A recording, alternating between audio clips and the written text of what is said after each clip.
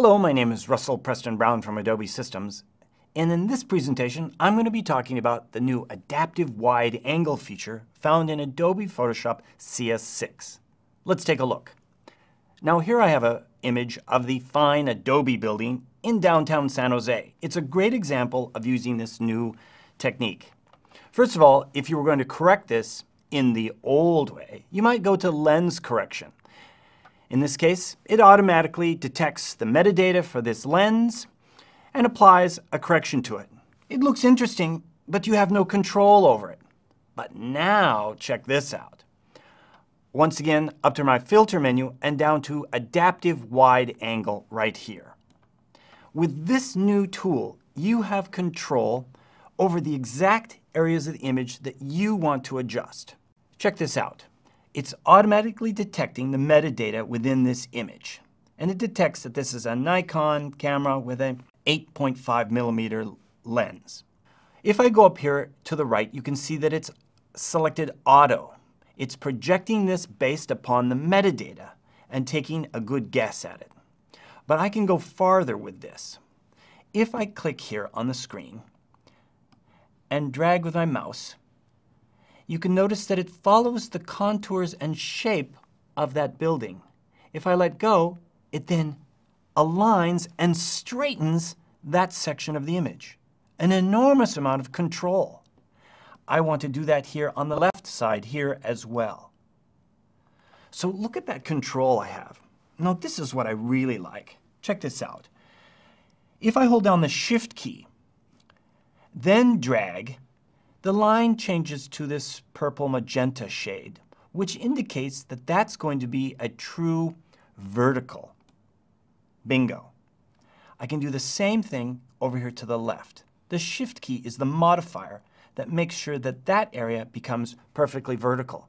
Now there's an image, a distortion that I've created that I think is really, really unique. It's not an automatic distortion, it's something I want. Now I may be bothered by these lines up here at the top, so once again, if you don't like it, straighten it. The Shift key then straightens the top of the building right here, just like this. I may want to maintain the curvature of the building here for aesthetic reasons, or I could go in and straighten it. I think what I want to do is straighten the base here. I'm going to hold the Shift key down and drag here to the right.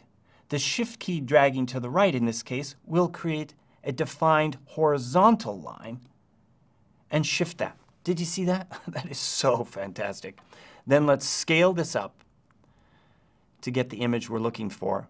So it's the ultimate way to control the distortion of the image based upon the metadata. And since this image had metadata, it went to auto and I could control it in this way, in a very accurate way. Now, if I'm all done here and I click OK, we all know that we have a great feature in Photoshop that does an automatic fill, the content-aware fill. I could go in and fill that section as well.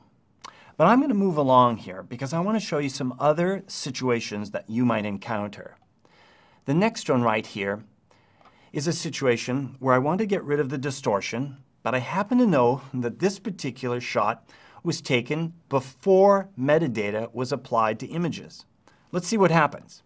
So no metadata. Let's go up here and down to adaptive wide angle. It's analyzing the image. It knows the model of the camera. It even knows the lens that it used. But check this out. It doesn't say auto, which indicates that it didn't have enough metadata information to calculate the correct distortion.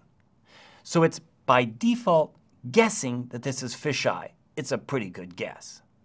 Let's leave it on fisheye, but keep in mind to try some of the other projection models. You may get a projection model that more suits what your final destination is. But in this case, I'm going to use the best guess of fisheye. Now check this out. I'm going to draw a line along this background section here, just like this. Now notice it's not perfect. We know that it should be following the exact contours of this field. We know that that line in the distance is perfectly straight. At least we hope so. Notice that it's not perfect, but this is the greatest thing, because if this is fisheye and it's not automatic, you have control over this point here in the center. Watch as I bend this up or down. This is only possible when you're in this fisheye mode and you do not have enough metadata. You now are creating your own profile for this image by moving this line.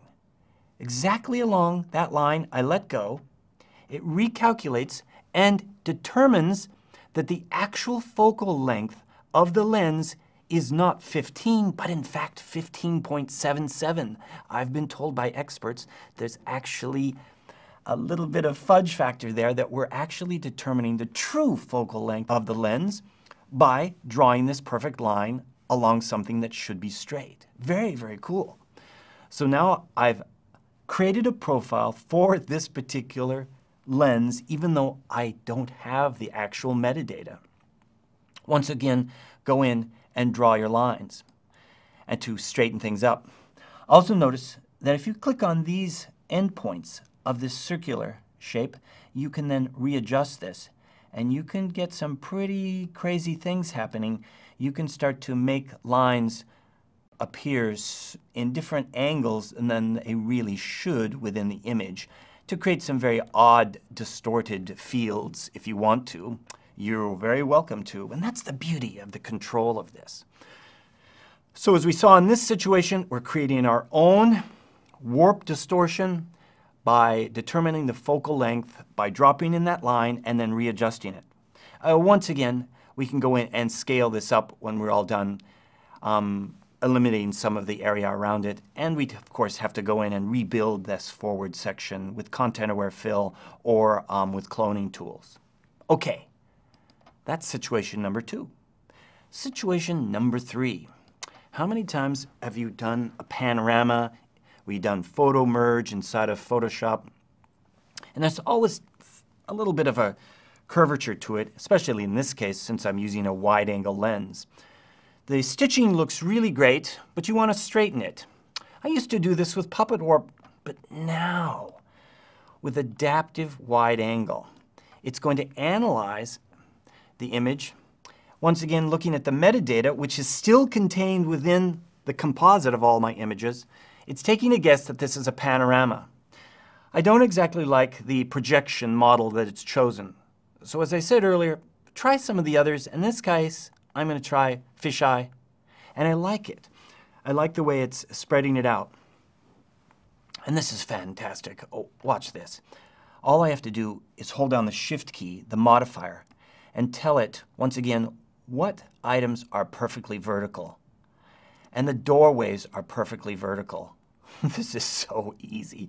So I just go through and select the doorways, and as I go across here and assign this, it instantly starts to straighten all the edges.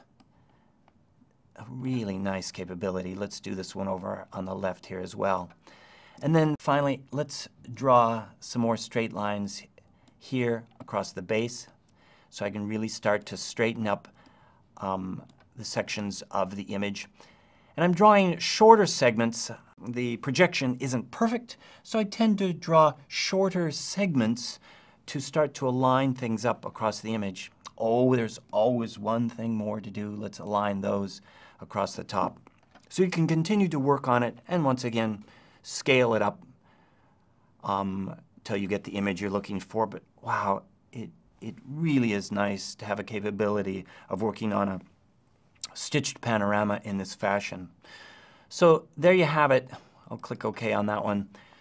You've seen my 3 different examples. Example number 1, where you have the metadata and you can follow the contours and make adjustments. Number 2, no metadata within the image, where you can create your own profile by dragging the center point. And then finally, a photo merge, where you can do some really incredible work to straighten a photo merged image. This is a quick overview of some of my favorite tips and techniques using the new adaptive wide angle feature here inside of Adobe Photoshop CS6. Give it a try.